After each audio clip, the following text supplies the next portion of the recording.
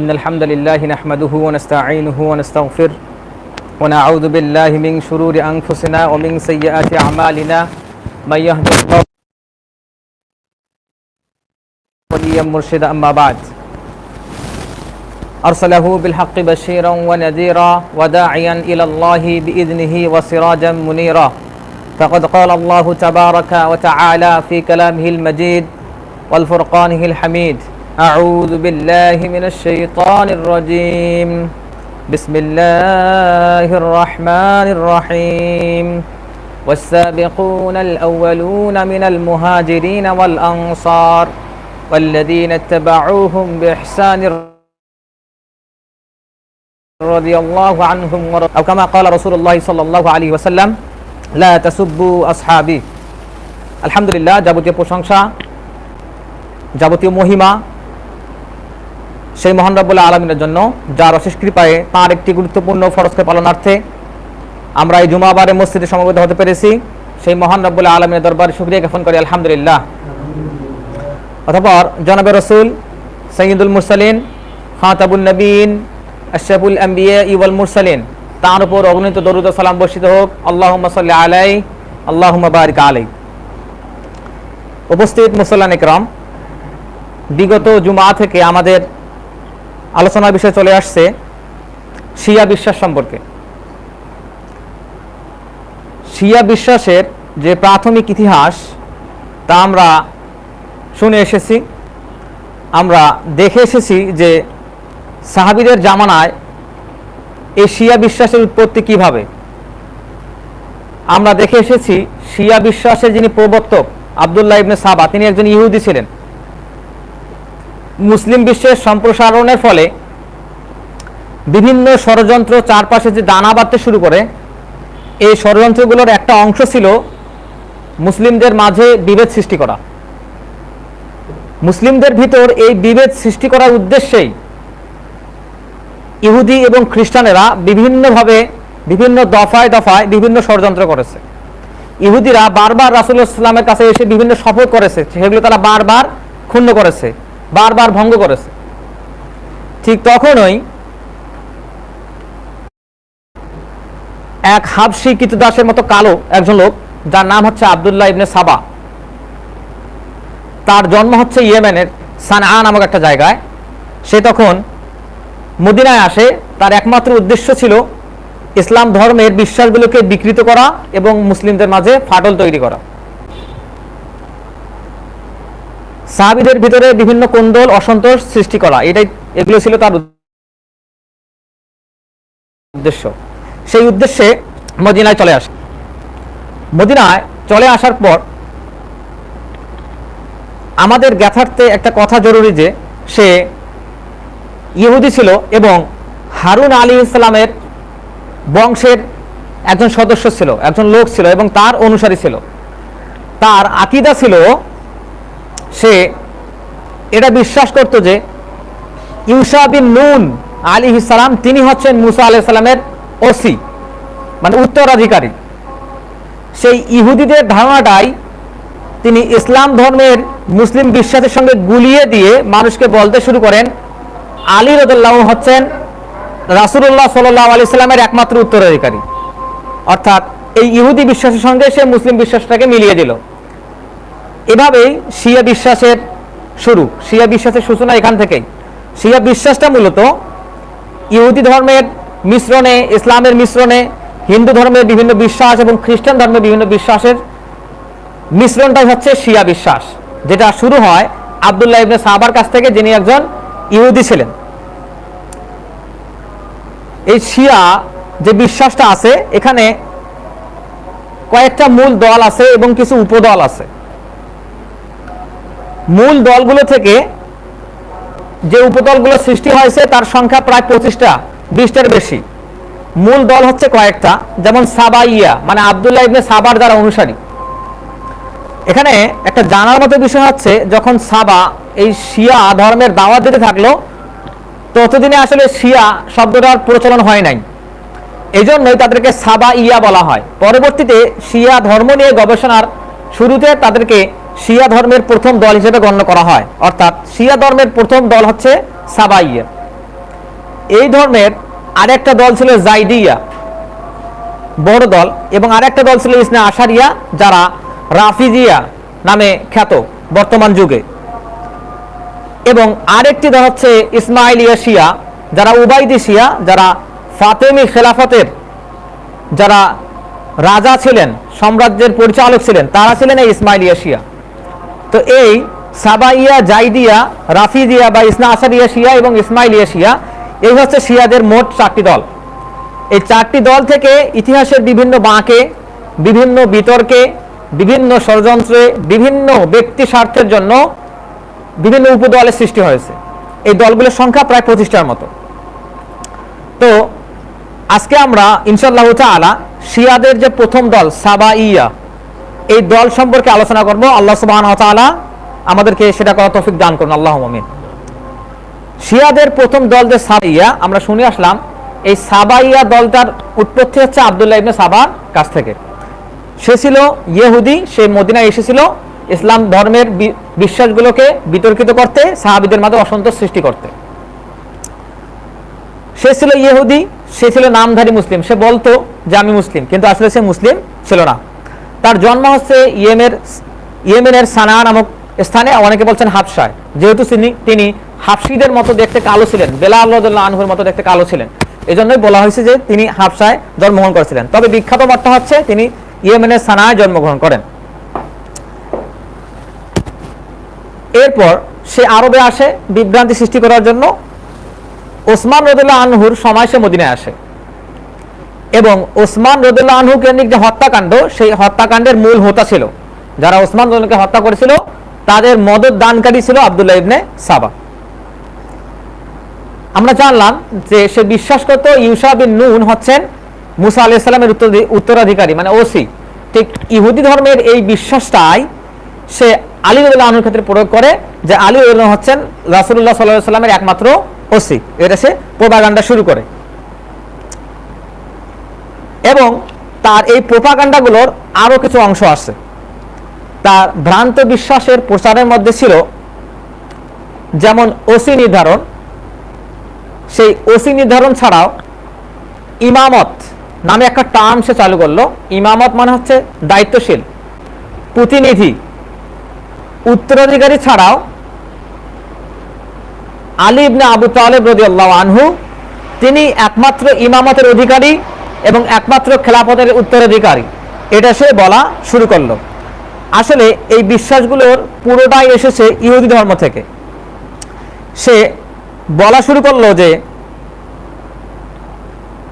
আল্লাহ সুবহানাহু ওয়া তাআলা যেভাবে প্রত্যেক জাতিতে নবী প্রেরণ করেন, এটা নির্ধারিত ছিল, ঠিক সেরকম ভাবেই আল্লাহ সুবহানাহু ওয়া তাআলা নবীদের পর একজন করে ইমাম নিয়োগ করেন, সেটাও আল্লাহ সুবহানাহু ওয়া তাআলার পক্ষ থেকেই নির্ধারিত। সেটা বলা শুরু করে, এবং সে মানুষদের কোরআন এবং হাদিসের বিভিন্ন নস দ্বারা মানুষদের দলিল দিত যে এই কারণে এই কথাটা আমি বলতেছি। এবং সে বলতো যে এই ইমামত কিংবা ওসি এটা মানুষদের দায়িত্ব নয়, তারা এটা নির্ধারণ করবে, এটা আল্লাহ সুবহানাহু ওয়া তাআলার দায়িত্ব। এবং তিনি এই দায়িত্ব দেন প্রত্যেক নবীকে। যদি নবীরা এই ওসি নির্ধারণ করে না যান, এই ইমামত নির্ধারণ করে না যান, তাহলে নিশ্চয়ই নবীরা আল্লাহ সুবহানাহু ওয়া তাআলার কথা শোনেনি, তারা রিসালাতের দায়িত্বের খেয়ানত করছেন, নাউযুবিল্লাহ। তাই সে এখন যখন রাসূলুল্লাহ সাল্লাল্লাহু আলাইহি ওয়াসাল্লামের পরে আবু বকর, ওমর, ওসমান রাদিয়াল্লাহু আনহুম আজমাইন তারা যখন খলিফা হলেন, তো তারা তো রাসূলুল্লাহ সাল্লাল্লাহু আলাইহি ওয়াসাল্লাম যে বলে গেছেন মান কুনতু মাওলাহু ফাআলিগুন মাওলাহু, এই কথাটার তারা তো মেনে নেয়নি। তারা তো আলীকে তাদের প্রথম খলিফা মেনে নেয় নাই, তারা তো তার ইমামত মেনে নেয় নাই। এজন্যই তারা বলে যে আবু বকর, ওসমান এবং ওমর এরা মুরতাদ হয়ে গেছেন, মানে ইসলাম থেকে বের হয়ে গেছেন, এটা তারা বলার চেষ্টা করে। এরপর যেহেতু আব্দুল্লাহ ইবনে আব্বাস, আয়েশা রাদিয়াল্লাহু আনহা, আব্দুল্লাহ ইবনে মাসউদ এনারা প্রখ্যাত সাহাবী ছিলেন, এনারা যেহেতু এই কাজে সাহাবীদের সঙ্গে যোগ দিয়েছিলেন, অর্থাৎ প্রথম, দ্বিতীয় এবং তৃতীয় খলিফা যখন নির্বাচিত হয়েছিল, তারা কেন সাহাবীদের সঙ্গে যোগ দিয়েছিলেন, অর্থাৎ কেন তারা এটার বিরোধিতা করেন নাই? এজন্য আয়েশা, ইবনে আব্বাস, আব্দুল্লাহ ইবনে মাসউদ সহ সকল সাহাবী কাফের, নাউযুবিল্লাহ। এইটা হচ্ছে তাদের বিশ্বাস। এরপর সে যখন এদেরকে কাফের বলল, তখন তারা তাদের আকীদার অংশ বানিয়ে নিল, নিজেদের উপর ফরজ করলো যে প্রত্যেক সাহাবীকে গালি দিতে হবে। এবং সেই প্রথম একজন মানুষ ইসলামের ভিতরে যে নিজেকে মুসলিম দাবি করত, সে দাবি করা শুরু করে আমরা সাহাবীদের থেকে মুক্ত, মানে সাহাবীদেরকে এখন হত্যা করা যাবে, সাহাবীদেরকে এখন গালি দেওয়া যাবে, সাহাবীদেরকে এখন কাফের বলা যাবে, সে সাহাবীদের থেকে মুক্ত। এখন এই যে ওসি নির্ধারণ, এটা আমরা বুঝতে পারলাম। এরপর হচ্ছে ইমামত অলৌকিক, সে বলা শুরু করলো। ইমামত কেন অলৌকিক? এজন্যই যে এটা আল্লাহ সুবহানাহু ওয়া তাআলা কর্তৃক নির্ধারিত হবে, এজন্যই সে বলা শুরু করলো যে ইমামত হচ্ছে অলৌকিক এবং আল্লাহ কর্তৃক নির্ধারিত। এখন এইখানে আমাদের বুঝতে হবে যে আমরা যদি আমাদের খলিফা, আমাদের ইমাম নিজেরা নির্বাচন না করি, তাহলে কি কি সমস্যা হইতে পারে, এই বিষয়ে আমরা বিস্তারিত কথা বলবো ইনশাআল্লাহ সামনের দিনগুলোতে। সে যখন ইমামতের কথা বলল, তখন বলা শুরু করলো যে ইমাম অদৃশ্য জানেন। আসলে কি মানুষ অদৃশ্য জানে, নাকি আল্লাহ সুবহানাহু ওয়া তাআলা শুধুমাত্র অদৃশ্য জানেন? শুধুমাত্র আল্লাহ সুবহানাহু ওয়া তাআলার কাছে এই অদৃশ্যের চাবি আছে, তিনি অদৃশ্য জানেন। তো সে বলা শুরু করলো যে ইমাম অদৃশ্য জানেন এবং তিনি গায়েবের জ্ঞান রাখেন। এরপর তারা দাবি করলো যে ইসমাতুল আইম্মা, অর্থাৎ ইমামরা হচ্ছেন নিষ্পাপ, তাদের কোনো গুনাহ নাই। কিন্তু আমরা বিশ্বাস করি সাহাবী রাদিয়াল্লাহু আনহুম আজমাইনদের মাঝে ভুল ত্রুটি ছিল, এবং এই কারণে রাসূলুল্লাহ সাল্লাল্লাহু আলাইহি ওয়াসাল্লাম তাদেরকে বিভিন্ন সময় বিভিন্নভাবে ওসিয়ত করেছেন। ইমামত কেন্দ্রিক তাদের আরেকটা বিশ্বাস হচ্ছে যে মৃত্যুর পর আলী রাদিয়াল্লাহু আনহু আবার ফেরত আসবেন। মৃত্যুর পর কি পৃথিবী থেকে ফেরত আসে? ফেরত আসে না। এটা আল্লাহ সুবহানাহু ওয়া তাআলার যে ইউনিভার্সাল ল, তার বিপরীত কথা। তারা বিশ্বাস করে যে আলী রাদিয়াল্লাহু আনহু আবার মৃত্যুর পর ফেরত আসবেন। এই মতবাদটাকে বলা হয় রজাত, মানে পুনরায় ফিরে আসা। এই বিশ্বাসটা সে নিয়েছিল ইহুদি ধর্মের বিশ্বাস থেকে, যে ইলিয়াস আলাইহিস সালাম কিংবা সুলেমান আলাইহিস সালামের বংশের কোন রাজা শেষ জামানায় তাদের জন্য আবার ফেরত আসবেন এবং তাদের শ্রেষ্ঠত্ব কায়েম করবেন। সে এই ইহুদি ধর্মের ধারণাটাই আমাদের মুসলিম ধর্মে তুলে ধরেছে, মুসলিম ধর্মে প্রয়োগ করেছে। আমাদের ইসলাম যারা মুসলিম তাদের ভিতরে এই আকীদা পুশ করে দিয়েছে। এবং ইহুদি রাব্বি, ইহুদিরা বিশ্বাস করে তাদের যারা ধর্মগুরু হয়, রাব্বি হয়, তারা গায়েবের জ্ঞান জানে। এজন্যই সেই ইহুদি ধর্মের বিশ্বাসটা মুসলিম ধর্মের মাঝে পুশ করে এবং বলে যে ইমামরা গায়েব জানেন এবং তারা উদ্দেশ্যে জ্ঞান রাখেন। এরপর সে আরো কিছু বলা শুরু করে, যেমন এটাকে বলে অবতারবাদ, ইংরেজিতে বলে ইনকার্নেশন। ইহুদি ধর্মে, হিন্দু ধর্মে এবং খ্রিস্টান ধর্মে অবতার ধারণা আছে। অবতার ধারণাটা কি? যে পৃথিবীতে যখন দুষ্টের সংখ্যা বেড়ে যায়, নষ্টের পরিমাণ বৃদ্ধি পায়, তখন কোন দেবতা কিংবা ঈশ্বর স্বয়ং মানুষের রূপ নিয়ে পৃথিবীতে আসেন। এটা হচ্ছে অবতারবাদ, অ্যাভাটারিজম যেটা বলা হয়। সে এই ইহুদি ধর্মের বিশ্বাসটাও মুসলিমদের মাঝে অনুপ্রবেশ করায় এবং বলে যে আলী রাদিয়াল্লাহু আনহু মৃত্যুর পর আবার ফেরত আসবেন, এবং তিনি যে ফেরত আসবেন, কিভাবে ফেরত আসবেন, এটারও তারা বিভিন্ন রূপের কথা বলে। নির্দিষ্ট কিছু শিয়া বলে যে আলী রাদিয়াল্লাহু আনহু, আমরা সবাই জানি যে কিয়ামতের একটা আলামত হচ্ছে কিয়ামতের পূর্বে দাব্বাতুল আরদ আসবে, দাব্বাতুল আরদ বের হবে যারা মানুষের সঙ্গে কথা বলবে। তো তারা বিশ্বাস করে যে কিয়ামতের পূর্বে আলী রাদিয়াল্লাহু আনহু এই দাব্বাতুল আরদ রূপে পৃথিবীতে আসবেন। এবং বর্তমান সময়ে আলী রাদিয়াল্লাহু আনহু কোথায় অবস্থান করেন, তাদের বিশ্বাস হচ্ছে যেহেতু আলী রাদিয়াল্লাহু আনহু অবতার হিসাবে আবার পৃথিবীতে আসবেন, সুতরাং আলী রাদিয়াল্লাহু আনহু এখন মেঘপুঞ্জে আছেন, আসমানে আছেন। এবং মেঘ যে গর্জন করে, যে বজ্রপাত হয়, এটা হচ্ছে আলী রাদিয়াল্লাহু আনহু চাবুকের আঘাত। এবং আলী রাদিয়াল্লাহু আনহু যে রাগ হন, এটাই হচ্ছে বজ্রের গর্জন। সে এগুলো বলা শুরু করে, এটা হচ্ছে অবতারবাদের একটা অংশ। এরপর আলীর ঈশ্বরত্ব দাবি, তারা যখন বলা শুরু করলে যে আলী রাদিয়াল্লাহু আনহু আসমানে আছেন, মেঘের গর্জন হচ্ছে আলী রাদিয়াল্লাহু আনহুর রাগ, বজ্রপাত হচ্ছে আলী রাদিয়াল্লাহু আনহু চাবুক। তো তারা তখন আলী রাদিয়াল্লাহু আনহুকে ইলাহ সাব্যস্ত করা শুরু করলো, যে আলী রাদিয়াল্লাহু আনহু হচ্ছেন আল্লাহ সুবহানাহু ওয়া তাআলা, নাউযুবিল্লাহ। তারা তখন বলা শুরু করলো। আলী রাদিয়াল্লাহু আনহু তাদেরকে যখন প্রশ্ন করলেন যে তোমরা কি বলতেছো, তখন তারা বলল আনতা হুয়া, তুমি সে, তুমি সে মানে তুমি হচ্ছ আল্লাহ। তারা বলা শুরু করলো আনতাল ইলাহু হাক্কান, আপনি হচ্ছেন সত্য আল্লাহ। এবং এরা আলী রাদিয়াল্লাহু আনহুকে এক সময় সিজদা করেছিল কুফার কিন্দা নামক একটা জায়গায়, যার কারণে আলী রাদিয়াল্লাহু আনহু সেই সকল ইবনে সাহাবা অনুসারীদেরকে আগুনে পুড়িয়ে দিয়েছিলেন। আমরা এই বিশ্বাসগুলো সম্পর্কে এখন বিস্তারিত জানার চেষ্টা করবো ইনশাআল্লাহ, যেগুলো বললাম। তো তারা মুসলিমদের মাঝে বিভেদ সৃষ্টি করার জন্য এই আকীদা কেন্দ্রিক সে বিষয়গুলো ইহুদি ধর্ম থেকে ইসলাম ধর্মের মাঝে অনুপ্রবেশ ঘটায়। সে একজন ইহুদি ছিল, তার রাজনৈতিক প্রোপাগান্ডা ছিল। রাজনৈতিক প্রোপাগান্ডা কিরকম ছিল? সে যেহেতু বলল যে একমাত্র ওসি হচ্ছেন আলী, একমাত্র ইমামতের অধিকারী হচ্ছেন আলী, সুবহানাহু ওয়া তাআলা কর্তৃক নির্ধারিত, তখন সে এই বিষয়গুলোকে রাজনীতির ক্ষেত্রে প্রয়োগ করা শুরু করলো। সে বলা শুরু করলো যে ইমামত আল্লাহ নির্ধারিত, সুতরাং যারা ইমামত মানে নাই, প্রথমে খলিফা হয়ে গেছে, তারা মুরতাদ, এবং এজন্য এদেরকে লানত দেওয়া ফরজ। লানত মানে কি? অভিশাপ দেওয়া ফরজ। তারা সাহাবীকে অভিশাপ দেওয়া ফরজ গণ্য করলো। এবং তারা বিশ্বাস করে যে শেষ জামানায়, আখিরি জামানায় যখন আলী রাদিয়াল্লাহু আনহু আবার আসবেন, কিংবা তাদের ইমাম আবার আসবেন, তারা এই আবু বকর, ওমর, ওসমান, আয়েশা, অন্য সকল যারা সাহাবী আছে, যারা ইমামত মানে নাই আলীর, তাদের কবর খুঁড়ে তাদের লাশগুলো বের করবেন এবং ছিন্ন ভিন্ন করবেন। নাউযুবিল্লাহ। তাদের এগুলো হচ্ছে বিশ্বাস।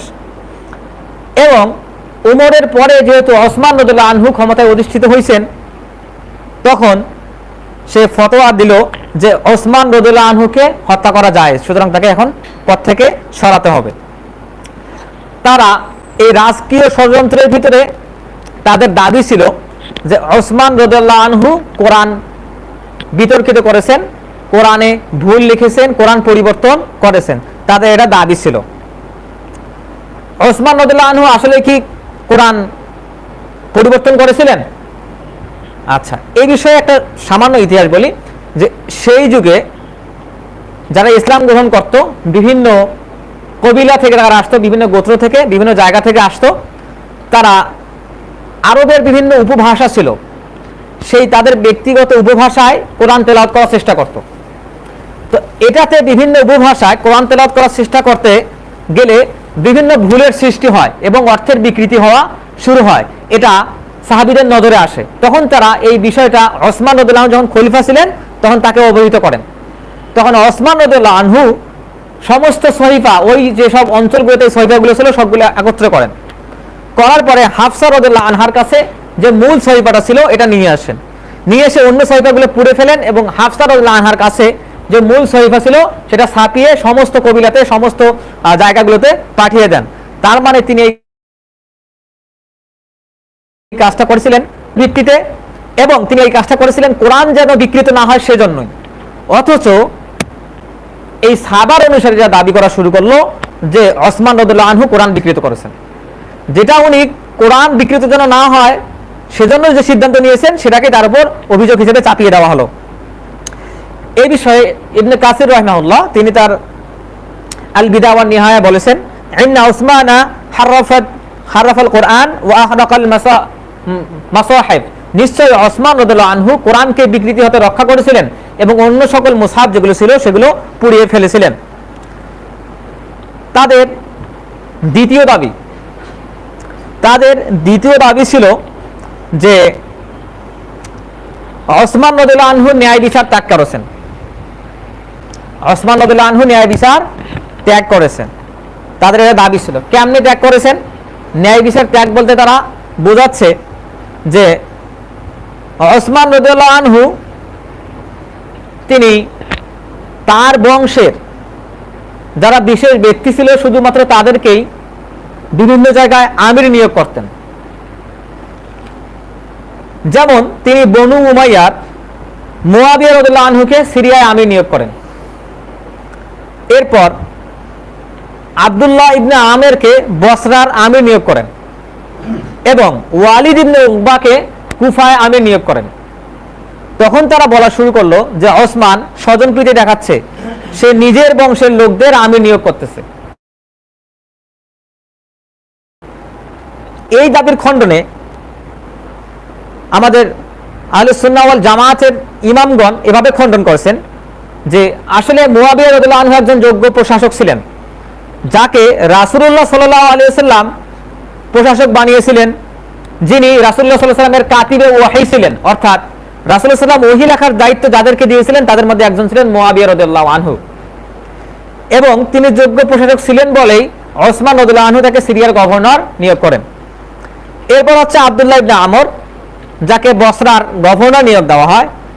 তার বিষয়ে খণ্ডন হচ্ছে তিনি পারস্য বিজয় করেছিলেন, তিনি একজন সেনাপতি ছিলেন এবং তিনি আসলেই একজন প্রশাসক হবার যোগ্যতা রাখতেন, এজন্যই তাকে বসরার গভর্নর নিয়োগ দেওয়া হয়েছিল। এরপর ওয়ালিদ ইবনে উকবা, তিনি কুফার গভর্নর ছিলেন। তো তার বিপক্ষে যখন অভিযোগ আসে তখন ওসমান রাদিয়াল্লাহু আনহু তাকে অপসারণ করেন এবং তার বিপক্ষে আরো অভিযোগ ছিল যে তিনি গভর্নরদের বিপক্ষে ব্যবস্থা নেন না। কিন্তু যখন ওয়ালিদ ইবনে উকবার বিপক্ষে অভিযোগ আসে যে তিনি মদ্যপান করেছিলেন, তখন ওসমান রাদিয়াল্লাহু আনহু তাকে সেই পদ থেকে অপসারণ করেন। এই বিষয়ে তারিখে তাবারিতে আসছে যে আন ওসমানা ইরাকিবুল ওয়ালাতা ওয়া ইস্তাকবিলুর শিকায়াতা বিনাফসিহি, ওসমান রাদিয়াল্লাহু আনহু নিজে এই গভর্নরের তদারকি করতেন এবং তাদের অভিযোগ শুনতেন। তার মানে তারা যে অভিযোগগুলো দেওয়া শুরু করলো সেগুলো মিথ্যা ছিল। এভাবে তারা বিভিন্ন অভিযোগ দিত। এখন আমাদের এখানে বুঝতে হবে যে ওসমান রাদিয়াল্লাহু আনহু কেমন লোক ছিলেন।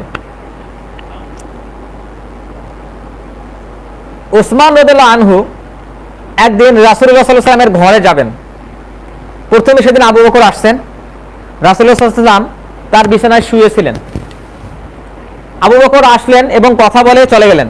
এরপর ওমর রাদিয়াল্লাহু আনহু আসলেন, তারপর রাসূলুল্লাহ সাল্লাল্লাহু আলাইহি ওয়াসাল্লামের সঙ্গে পরামর্শ করলেন এবং চলে গেলেন। এরপর ওসমান রাদিয়াল্লাহু আনহু যখন আসতেছেন, সালাম দিলেন, তখন রাসূলুল্লাহ সাল্লাল্লাহু আলাইহি ওয়াসাল্লাম দাঁড়িয়ে গেলেন এবং নিজের কাপড় ঠিক করলেন, বিছানা থেকে নেমে পড়লেন। তখন আয়েশা রাদিয়াল্লাহু আনহা তাকে জিজ্ঞেস করলেন, হে আল্লাহর রাসূল, আপনি তো আগের দুজনের বেলা এমন করলেন না। তখন রাসূলুল্লাহ সাল্লাল্লাহু আলাইহি ওয়াসাল্লাম বললেন, ওসমান হচ্ছে এমন লোক যাকে ফেরেশতারাও লজ্জাবোধ করে চলে, সুবহানাল্লাহি ওয়া বিহামদিহি। সুতরাং আমি তার যে সম্মান, কেন আমি তাকে সম্মান জানাবো না, এই জন্য রাসূলুল্লাহ সাল্লাল্লাহু আলাইহি ওয়াসাল্লাম তার বিছানা থেকে নেমে তার কাপড় ঠিক করলেন। চিন্তা করেন, অথচ এই লোকটার বিপক্ষে ওরা অভিযোগ দেওয়া শুরু করলো যে ওসমান রাদিয়াল্লাহু আনহু তার দায়িত্বে খেয়ানত করছেন। এবং আমরা সবাই ওই বীরে রুমা নামে একটা কূপের কথা জানি, যে কূপ সাহাবীদেরকে পানি পান করার জন্য ওসমান রাদিয়াল্লাহু আনহু কিনে দিয়েছিলেন। এভাবে দুইটা সহিহ হাদিস থেকে প্রমাণ পাওয়া যায় যে এই অবদানগুলো রাখার কারণে রাসূলুল্লাহ সাল্লাল্লাহু আলাইহি ওয়াসাল্লাম বলেছেন যে ওসমান জান্নাত কিনে নিয়েছে, সুবহানাল্লাহি ওয়া বিহামদিহি। সেই ওসমানকে তারা বলে যে তিনি আমানতের খেয়ানত করেছেন। আচ্ছা, তার বিপক্ষে আরেকটা যুক্তি ছিল, অভিযোগ ছিল যে তিনি রাজকীয় জীবন যাপন করেন। আমরা সবাই জানি ওসমান রাদিয়াল্লাহু আনহু কত ধনী ছিলেন। তিনি জিহাদে কত শত উট দান করতেন, কত ঘোড়া দান করতেন এবং কত সহস্র মুদ্রা, স্বর্ণ মুদ্রা দান করতেন। আমরা এগুলো জানি, আমরা ইতিহাস জানি। তো এই যে তিনি রাজকীয় জীবন যাপন করতেন, তারা বলতো ইন্নাহু ইয়াইশু কাল মুলুক ওয়া ইয়াতরুকা সুন্নাতাশ শুয়ুখ, যে তিনি ওসমান রাদিয়াল্লাহু আনহু রাজা বাদশাদের মতো জীবন যাপন করেন এবং রাসূলুল্লাহ সাল্লাল্লাহু আলাইহি ওয়াসাল্লাম যে সুন্নাহ রেখে গেছেন তিনি সেটা থেকে বের হয়ে গেছেন।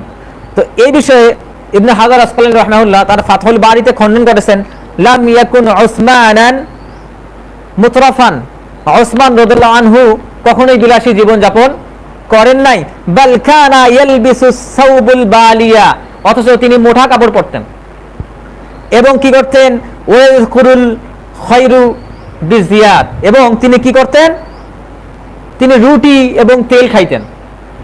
তো যিনি মক্কার সবচেয়ে সেরা ধনীর মধ্যে একজন, তিনি মোটা কাপড় পরতেন এবং তেল এবং রুটি খাইতেন। এটা হচ্ছে ইবনে হাজার আসকালানী রাহিমাহুল্লাহ এইভাবে বিষয়টা খণ্ডন করেছেন।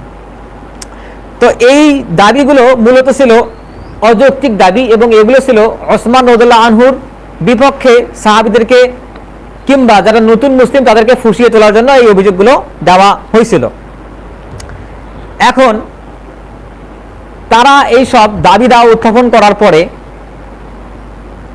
তারা নিজস্ব দল গঠন করা শুরু করলো। তারা দল ভারী করা শুরু করলো।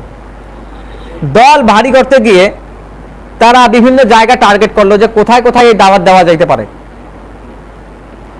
তখন কেন্দ্র ছিল মক্কা মদিনা। এই মক্কা মদিনা কেন্দ্রিকতা বাদ দিয়ে তারা দূরের যেগুলো রাজ্য আছে, যেমন বসরা, কুফা, মিশর, এই জায়গাগুলোতে যারা ইসলাম গ্রহণ করার পরে ফিরে যেত নিজের দেশে, যারা নতুন করে ইসলাম গ্রহণ করত, যাদের ইসলাম সম্পর্কে তেমন জ্ঞান ছিল না, তারা আবার ফিরে যেত। দূর দূরান্তে সাহাবীদের সংস্পর্শে ছিল না, রাসূলুল্লাহ সংস্পর্শে যারা ছিল না, তারা এইসব অঞ্চলে ছিল। তখন আব্দুল্লাহ ইবনে সাবা সেই অঞ্চলগুলোতে ভ্রমণ করা শুরু করে এবং সে কুফায় যায়। যখন কুফায় গিয়ে একটা গোপন দল তৈরি করে, তাদের মাঝে আলী রাদিয়াল্লাহু আনহু হচ্ছেন যে একমাত্র ওসি, এবং তিনি যে আলী রাদিয়াল্লাহু আনহু হচ্ছেন ইলাহ কিংবা আল্লাহ, এই ধারণা দেওয়া শুরু করে। মিশরে গিয়ে সে সাবাইয়া, অর্থাৎ তার নাম যে আব্দুল্লাহ ইবনে সাবা, সেই সাবাইয়া নামে একটা দল তৈরি করে এবং তাদেরকে জ্ঞান দেওয়া শুরু করে যে আমাদের বিদ্রোহ করতে হবে এবং ইমামতের ধারণা সম্প্রসারণ ঘটাইতে হবে, মানুষদেরকে প্রচার করতে হবে। এরপর সে বসরায় যায়। বসরায় গিয়ে নতুন যারা ইসলাম গ্রহণ করছে ইহুদি যুবক, সে এই যুবকদের প্রভাবিত করার চেষ্টা করে। এই যুবকরাই, যাদের ভিতরে উত্তেজনা বেশি, তারা পরবর্তীতে এই শিয়া থেকে পরবর্তীতে তারা খারিজি হয়ে যায়। তার অনুসারীরা কারা ছিল? যারা ইহুদি ধর্ম থেকে নতুন ইসলাম গ্রহণ করেছে, যারা ধর্ম ত্যাগ করেছে রাসূলুল্লাহ ইসলাম মৃত্যুবরণ করার পরে, আবু বকরের, ওমরের, ওসমানের আমলে যারা মৃত্যুবরণ করেছে, ওনারা মৃত্যুবরণ করার পর যারা ইসলাম ত্যাগ করেছে তাদেরকে তাদের দলে ফেরা শুরু করলো।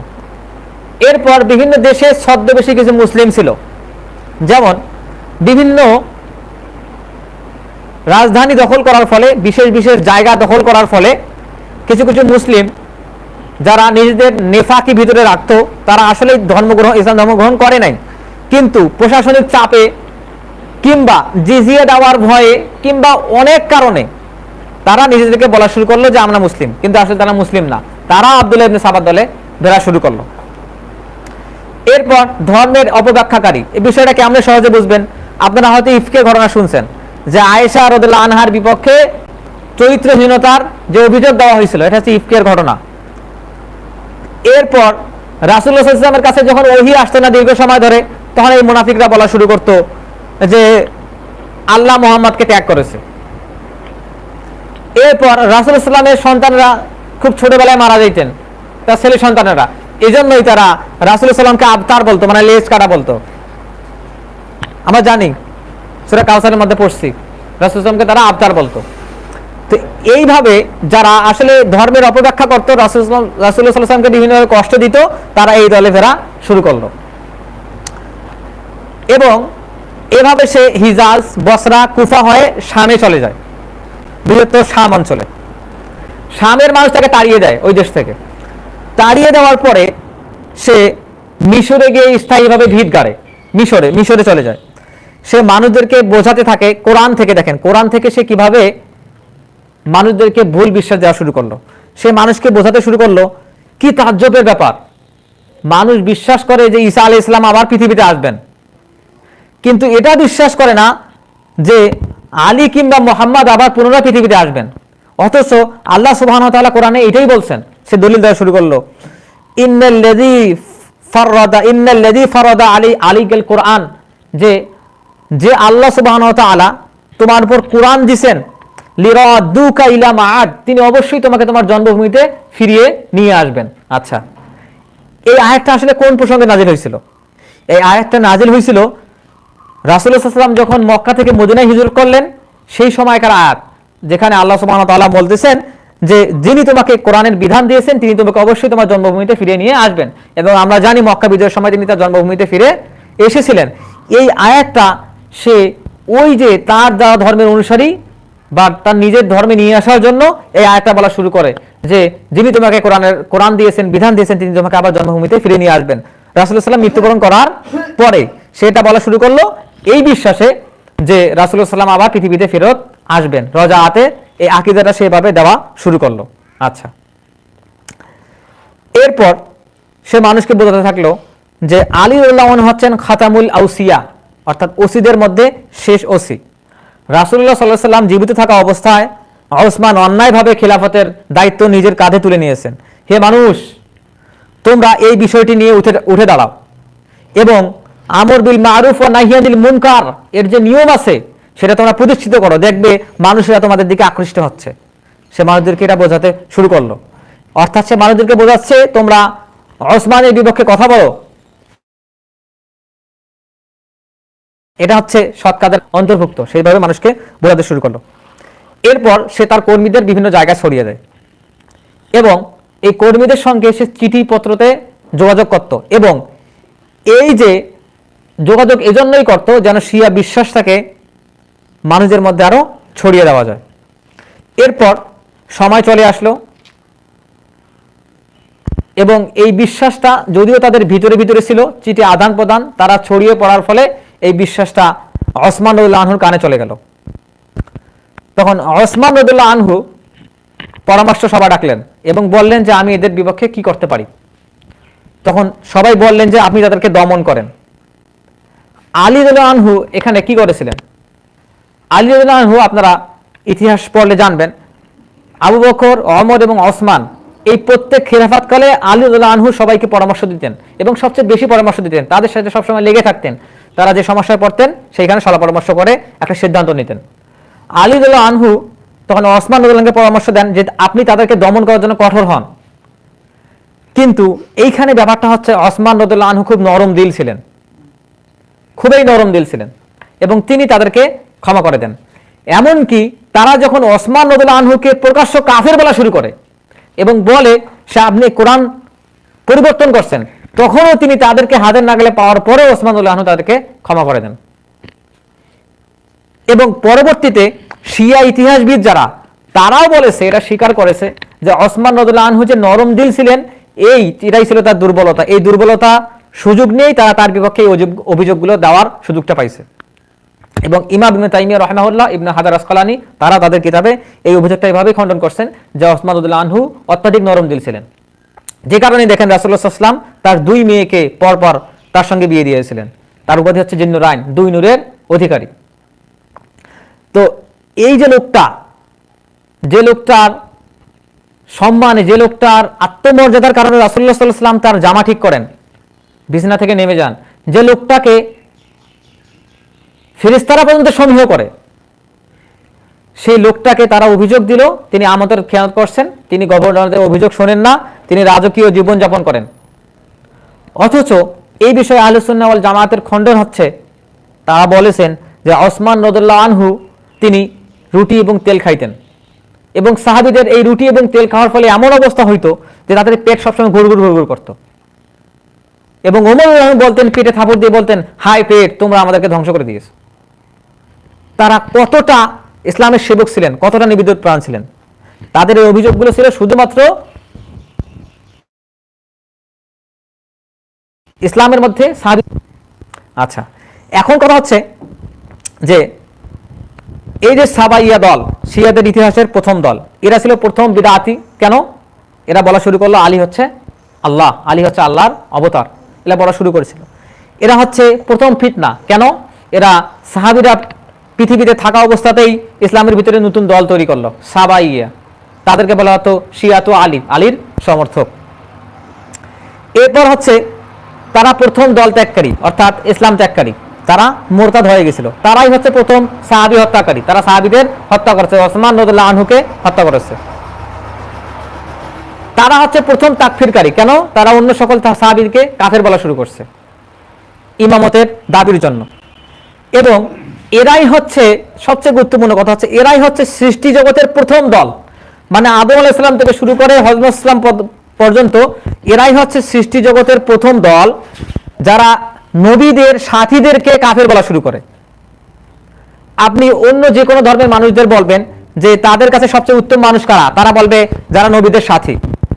কিন্তু শিয়ারাই প্রথম দল এটা মানব ইতিহাসের প্রথম দল যারা রাসূলুল্লাহ সাল্লাল্লাহু আলাইহি ওয়াসাল্লামের সাহাবীদেরকে মন্দ মানুষ বলা শুরু করে, কাফের বলা শুরু করে, তাদের তাকফির করা শুরু করে, তাদের বিদআতি বলা শুরু করে, তাদের মুরতাদ বলা শুরু করে। এটা হচ্ছে তাদের অন্যতম বৈশিষ্ট্য।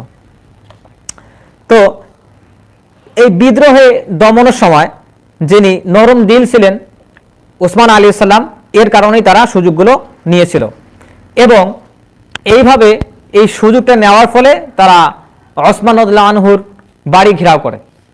যখন এই বিদ্রোহীরা বসরা, কুফা, মিশর বিভিন্ন জায়গা থেকে এসে ওসমান রাদিয়াল্লাহু আনহুর বাড়ি ঘেরাও করা শুরু করেন, তখন আলী রাদিয়াল্লাহু আনহু তাদেরকে বিভিন্নভাবে হুঁশিয়ারি দেন যে তোমরা যদি ওসমানকে হত্যা করো আমি তোমাদেরকে হত্যা করব। এবং তিনি তাদেরকে বিভিন্নভাবে বারবার হুঁশিয়ারি দিতে থাকেন, যে তিনি বলতে থাকেন যে আমি রাসূলুল্লাহ সাল্লাল্লাহু আলাইহি ওয়াসাল্লামের কাছে শুনেছি রাসূলুল্লাহ সাল্লাম বলেছেন যে আমার পরে তো উম্মতের সবচেয়ে মর্যাদাবান মানুষ হচ্ছেন আবু বকর এবং ওমর, তারপরে হচ্ছেন একজন মুসলিম মানে হচ্ছেন ওসমান রাদিয়াল্লাহু আনহু। তোমরা কিভাবে বলো যে আমি তাদের চেয়ে বেশি মর্যাদার অধিকারী? এই কথাগুলো তিনি তাদের উদ্দেশ্যে বারবার বলেছেন এবং তিনি ওসমান রাদিয়াল্লাহু আনহুকে যে পরামর্শ দিলেন যে আপনি কঠোর হস্তে বিদ্রোহ দমন করেন, তিনি এই কাজটা করেন নাই। এবং যখন ওসমান রাদিয়াল্লাহু আনহুর বাড়ি ঘেরাও করার পর যখন তাকে হত্যা করা হয়, তখনও ওসমান রাদিয়াল্লাহু আনহুর কথা ছিল যে তোমরা তাদের সঙ্গে লড়াইয়ে নেমো না, আমি চাই না কোনো মুসলিমের রক্ত রঞ্জিত হোক, আমি চাই না কোনো মুসলিমের রক্ত ঝরুক। এবং তারা এসে ওসমান রাদিয়াল্লাহু আনহুকে হত্যা করে দিয়ে গেল। এরপর আলী রাদিয়াল্লাহু আনহু তিনি এই হত্যাকে বলেন এটা একটা মহাপাপ, এটা একটা জুলুম। ওসমান রাদিয়াল্লাহু আনহুকে হত্যা করার পরে চারপাশে এত ভীতি বিরাজ করতেছিল যে সাহাবীরা ওসমান রাদিয়াল্লাহু আনহু জানাজায় পর্যন্ত যান নাই ভয়ে, কিন্তু আলী রাদিয়াল্লাহু আনহু সেই জানাজায় শরীক হন এবং জানাজা থেকে এসে তিনি ঘরের দরজা বন্ধ করে কান্না শুরু করে দেন। এরপর তিনি তাদেরকে হুঁশিয়ারি দিয়ে বলেন যে আমি তোমাদের বিপক্ষে যুদ্ধ ঘোষণা করলাম। যুদ্ধ ঘোষণার পরেই তিনি নাহারাওয়ান একটা যুদ্ধের নাম, এই যুদ্ধে তিনি যোগদান করেন এবং যারা ওসমান রাদিয়াল্লাহু আনহুকে হত্যা করছেন, যাদের ভিতরে এই খারিজিয়াতের বৈশিষ্ট্য ছিল, এই নাহারাওয়ানের যুদ্ধে তিনি প্রায় সকলকে হত্যা করেন। এবং যখন তারা এই ফিতনা সৃষ্টি করেছিল যে হে মানুষেরা তোমরা আমার ব্যাপারে সীমা লঙ্ঘন করিও না, কেননা যে আমি যা সেই অপবাদ দিচ্ছ এবং আমাকে বলতেছো যে আমি তাদের চেয়ে বেশি মর্যাদার অধিকারী, আমার মধ্যে যা নাই তোমরা আমাকে তা দেওয়ার চেষ্টা করতেছো, এটা তো স্পষ্ট একটা অপবাদ। তখন তিনি অপবাদের শাস্তি কি ইসলাম ধর্মে আপনারা জানেন? অপবাদের শাস্তি হচ্ছে কেউ যদি জেনা না করে অথচ তার বিপক্ষে অপবাদ দেওয়া হয় সে জেনা করছে, তাহলে জেনার যে শাস্তি অপবাদে সেই শাস্তি হবে। কেউ যদি চুরি না করে তার বিপক্ষে যদি অপবাদ দেওয়া হয় সে চুরি করছে, এই অপবাদের শাস্তি হবে চুরি করার শাস্তি, সমান শাস্তি। তাহলে আলী রাদিয়াল্লাহু আনহু যেহেতু আবু বকর, ওসমান এবং ওমরের চেয়ে বেশি মর্যাদার অধিকারী নন, তারা যদি এটা বলার মর্যাদাশীল তাহলে তারা তো অপবাদ দিচ্ছে এবং তিনি শাস্তি জারি করেন যারা এই কথা বলবে আমি তাদেরকে অপবাদ দানকারীর যে শাস্তি তাদের উপর সেটা প্রয়োগ করব। তাহলে এগুলো হচ্ছে যে তারা আলী রাদিয়াল্লাহু আনহুর মর্যাদা বেশি করে বলার জন্য তারা এই কাজগুলো করছে। এটা হচ্ছে ইসলাম ধর্মকে খণ্ড বিখণ্ড করার জন্য, ইসলামের মাঝে নতুন ফেসটা একটা ফিরকা তৈরি করার জন্য, যেটা ছিল ইহুদি ধর্মের বিশ্বাসগুলোর একটা সমষ্টি, যেটা দিয়ে তারা চেষ্টা করেছিল। তো এটা তৈরি করার সময় ওসমান রাদিয়াল্লাহু আনহু যখন মৃত্যুবরণ করলেন, তারপরে আলী রাদিয়াল্লাহু আনহুর সময় আসলো। আলী রাদিয়াল্লাহু আনহুর সময়ে এই শিয়ারা মোটামুটি 3টা দলে বিভক্ত ছিল।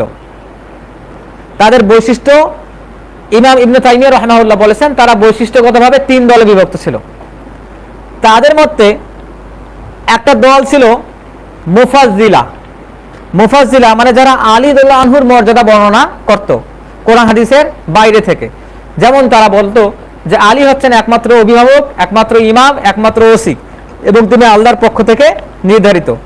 তারা বলতো ওসমানের চেয়ে আলী বেশি মর্যাদাশীল তারা বলতো আবু বকর ওমর সে আলী রাদিয়াল্লাহু আনহু বেশি মর্যাদাশীল।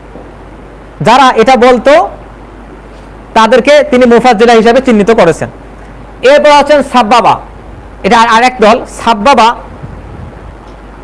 তাদের দল যারা সাহাবীদেরকে গালি দিত। একদল মুফাজ্জিলা যারা আলী রাদিয়াল্লাহু আনহুর শরিয়া বহির্ভূত ফজিলত বর্ণনা করত, আর একদল হচ্ছে সাব্বাবা যারা তার ইমামত এবং ওসিয়ত এইটা চালু করার জন্য কেন আবু বকর ওমর ওসমান চালু করেন না এই জন্য তাদেরকে গালি দিত। এরা হচ্ছে সাব্বাবা, এবং সাহাবীদের গালি দেওয়া এরা নিজেদের উপর ফরজ করে নিয়েছিল।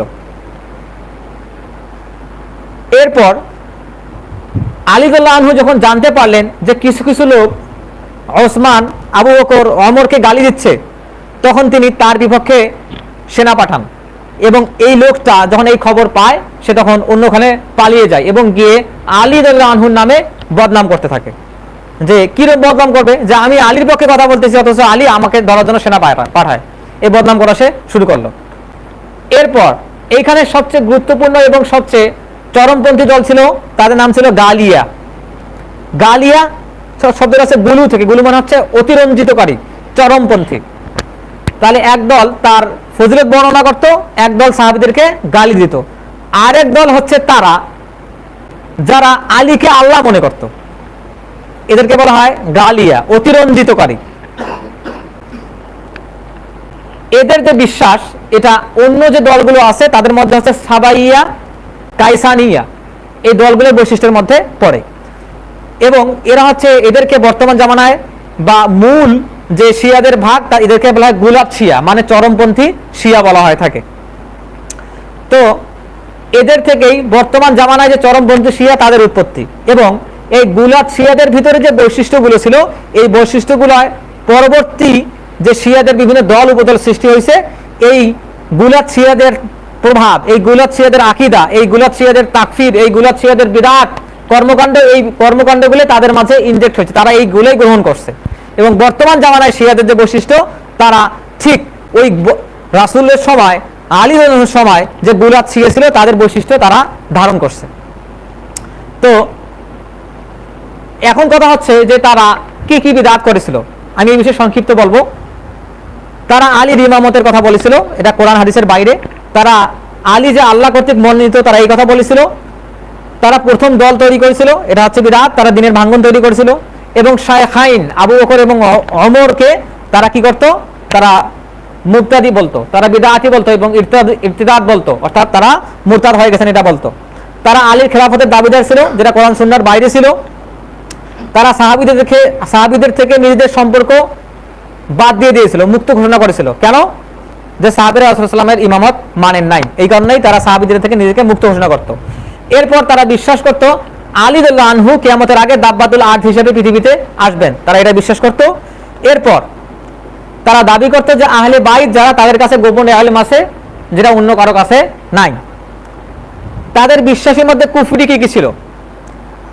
তাদের বিশ্বাসের মধ্যে কুফরি ছিল যে ইমামদের আত্মার পরিবর্তন হয়, ইমামদের আত্মার পরিবর্তন হয়, যেভাবে হিন্দু ধর্মের মানুষের আত্মার পরিবর্তন হয়। হিন্দু ধর্মের একটা বিশ্বাস আছে সংস্কারাচার্য, তারা পরপর 7 বার জন্মগ্রহণ করে। আমরা কবিতা পড়ছি ক্লাস 9-10-এ, আবার আসিব ফিরে ধানছড়ি তীরে বাংলায়, হয়তো বা শঙ্খচিল শালিকের বেশে, কবিতা পড়ছি আমরা, জীবনানন্দ দাশের কবিতা। যারা পরজন্মে বিশ্বাসী, এই বিশ্বাসের নাম হচ্ছে সংস্কারাচার্য।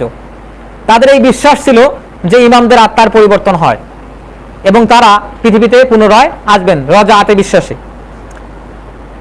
তাদের আর একটা শুনতে সুন্দর একটা বিশ্বাস হচ্ছে যে তারা বিশ্বাস করেন যে এরা, এই যারা ইমামতে বিশ্বাসী এই শিয়ারা, মৃত্যুর পরে পাখি হয়ে শূন্যে উঠতে থাকবে, এবং এজন্যই তারা নিজেদেরকে বলে তাইয়ার, মানে আমরা হচ্ছে উড়ন্ত। তাইয়ার মানে উড়ন্ত, তারা নিজেকে দাবি করে। এজন্যই তারা দাবি করে আলী রাদিয়াল্লাহু আনহু আসলে পৃথিবীতে নাই, উনি আসমানে আছেন, মেঘপুঞ্জে আছেন, তিনি গর্জন করেন, সেটাই হচ্ছে বজ্রপাত। তাদের হচ্ছে এগুলো বিশ্বাস। তো এরপর হচ্ছে তারা আলী রাদিয়াল্লাহু আনহুর হাতে, তারা বিশ্বাস করত যে আলী রাদিয়াল্লাহু আনহু সৃষ্টির ক্ষমতা রাখেন এবং তার হাতে রিজিকের দায়িত্ব আছে, তারা এটা বিশ্বাস করত। এবং ওফাতের পর নবী রাসূল সাল্লাল্লাহু আলাইহি ওয়াসাল্লাম আবার পৃথিবীতে ফেরত আসবেন। এই বিশ্বাসগুলো সম্পর্কে আরো বিস্তারিত আপনারা জানতে পারবেন। ডক্টর সাদি আল হাশিমির একটা বই আছে, আর রুয়াতুল লাযিনা লা তাসাআরু বি ইবনে সাবা নামে একটা বই আছে, বিখ্যাত বই এবং একটা গবেষণা প্রবন্ধ। এই বইয়ে তিনি সাবাইয়াদের যে বিশ্বাসগুলো আছে এগুলো তিনি বিস্তারিত খণ্ডন করছেন। এরপরে ইতিহাসে আমরা যাব গালিয়াদের। এই যে যারা গালিয়া অতিরঞ্জনকারী তাদেরকে কিভাবে দমন করা হয়েছে। এদেরকে দমন করানোর জন্য 3-4টা পদ্ধতি ছিল। প্রথম পদ্ধতি ছিল তাদেরকে নসিহত করা, চাপ দেওয়া। দ্বিতীয় পদ্ধতি ছিল তাদেরকে দেশ থেকে বহিষ্কার করা। তৃতীয় পদ্ধতি ছিল তাদেরকে মৃত্যুদণ্ড দেওয়া। চতুর্থ পদ্ধতি ছিল তাদেরকে পুড়িয়ে মারা। এইভাবে আলী রাদিয়াল্লাহু আনহু, যারা আলী রাদিয়াল্লাহু আনহুর বিশেষ ক্ষমতার, বিশেষ মর্যাদার, বিশেষ ওসির, বিশেষ ইমামতের কথা বলে তাদেরকে এভাবে দমন করেছিলেন। তো এই গালিয়াদের কিভাবে দমন করা হয়েছিল, চরমপন্থীদের, এই বিষয়ে আমরা ইনশাআল্লাহ তাআলা আগামী জুমায় আলোচনা করব। আল্লাহ সুবহানাহু ওয়া তাআলা আমাদেরকে আমাদের সমাজে যে বর্তমান বিদআতগুলো আছে সেগুলো থেকে দূরে থাকার তৌফিক দান করুন। আল্লাহ সুবহানাহু ওয়া তাআলা আমাদেরকে বিশুদ্ধ বিশ্বাসের মুমিন হওয়ার তৌফিক দান করুন। আল্লাহুম্মা আমিন। আপনাদের জ্ঞাতার্থে আরেকটা বিষয় বলবো, সেটা হচ্ছে যে আমাদের সামনে আশুরা আসতেছে। আশুরার সওমের ফজিলত আমরা সবাই জানি, এবং এইখান থেকে বর্তমান যেহেতু ইরান বিজয়ী হয়েছে ইরান ইসরায়েল যুদ্ধে, সেইখান থেকে শিয়া বিশ্বাসের কথাগুলো বেশি উঠে আসতেছে। এবং আমাদের সমাজে একটা ধারণা আছে, যারা বিষাদ সিন্ধু পড়েছে মীর মোশাররফ হোসেনের, সেইখান থেকে যে বিশ্বাসগুলো, ভুল বিশ্বাস, বাতিল বিশ্বাস, যেগুলো তিনি উপন্যাসে বর্ণনা করেছেন, সেটাই বাংলাদেশের মুসলমানদের বিশ্বাস। কারণ এরা কোরআন হাদিস পড়ে না, এরা উপন্যাসের বই পড়ে। তো সেইখান থেকে মানুষ বিশ্বাস করে যে আশুরা মুহররমের সঙ্গে কারবালার সম্পর্ক আছে। মানুষ বিশ্বাস করে, বাংলাদেশের মানুষেরা। তা আসলে আশুরা মুহররমের সঙ্গে কারবালার কোনো সম্পর্ক নাই। আশুরা মুহররম, তারা বলে আশুরা মুহররমকে একসঙ্গে করে দেয় কেন? তারা বিশ্বাস করে কারবালার সঙ্গে সম্পর্ক আছে।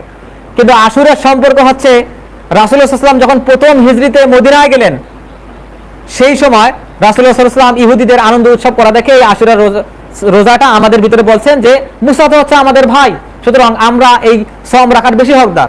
এজন্যই তিনি সাহাবীদেরকে সওম রাখতে বলেন এবং বলেন যে আমি যদি সামনের বছর জীবিত থাকি তাহলে এর সঙ্গে আরেকটা সওম পালন করব। কেন? ইহুদির একটা রাখে, আমরা দুইটা রাখবো। সেই ইহুদি শিয়া ধর্ম চালু করলো, সেই শিয়াদের প্রতি মুসলিমরা কত সুন্দর সব চিন্তা করেন। কারবালার ঘটনা ঘটলো 65 কিংবা 68 হিজরির দিকে, মানে প্রথম 60-65 বছর চলে গেছে। এরপরে কারবালার ঘটনা ঘটলো, অর্থাৎ আবু বকর, ওমর, ওসমান, আলী, হাসান, হোসাইন, জয়নুল আবেদিন, এরা সবাই আশুরার সিয়াম পালন করছেন। এখন যদি কেউ বিশ্বাস করা শুরু করে যে কারবালার কারণেই আশুরা রোজা, আমরা সেই দিন শোকের জন্য সেদিন সওম পালন করি, তাহলে তো সেটা হইল না। তো আল্লাহ সুবহানাহু ওয়া তাআলা এই বাতিল বিশ্বাসগুলো থেকে আমাদেরকে রক্ষা করুন। আল্লাহুম্মা আমিন। আল্লাহ সুবহানাহু ওয়া তাআলা আমাদেরকে পরিশুদ্ধ বিশ্বাসের মুমিন হয়ে কিয়ামতের দিন আল্লাহ সুবহানাহু ওয়া তাআলার সামনে দণ্ডায়মান হওয়ার তৌফিক দান করুন।